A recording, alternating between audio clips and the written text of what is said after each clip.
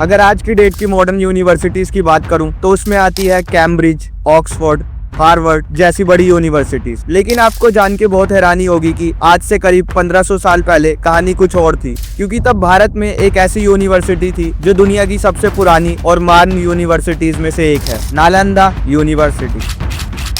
नालंदा 3 शब्दों से मिलकर बना है, ना, अलन, दा, जिसका मतलब है ऐसा ज्ञान जिसका कभी कोई अंत ना हो। और ये बात कहीं ना कहीं सच भी है, क्योंकि इस यूनिवर्सिटी में ना सिर्फ धार्मिक ग्रंथों को पढ़ाया जाता था, बल्कि यहाँ पे हर एक सब्जेक्ट के बारे में भरपूर ज्ञान दिया जाता था।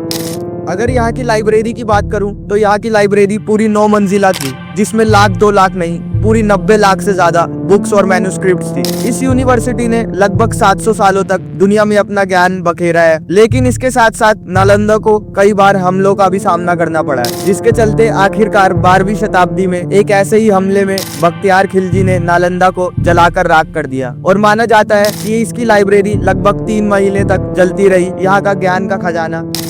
जब नालंदा अपनी ऊंचाइयां छू रही थी तो ये लगभग 57 एकड़ में फैली हुई थी। कहा जाता है कि इस यूनिवर्सिटी में दाखिले की प्रोसीजर दुनिया में सबसे अलग थी।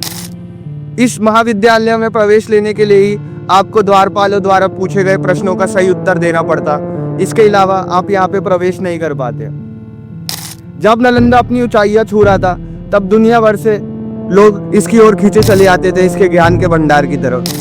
उस वक्त पर यहाँ पर आपको चाइना से लेकर म्यांमार तक और भी नजदीकी बहुत से देशों के बच्चे दिख जाते। अगर नालंदा के अध्यापकों की बात करूं तो यहाँ के प्रमुख आचार्य उस वक्त के सब में महान ज्ञानी व्यक्तियों में से एक थे, जैसे कि नागार्जुना, आर्यदेवा, दिग्नगा और शिलाभद्र, जो बौद्ध धर्म के साथ साथ विभिन्न क्षेत्रों में कौशल थे। सरकार द्वारा दोबारा इस विरासत को पुनर्जीवित करने की कोशिश की जा रही है।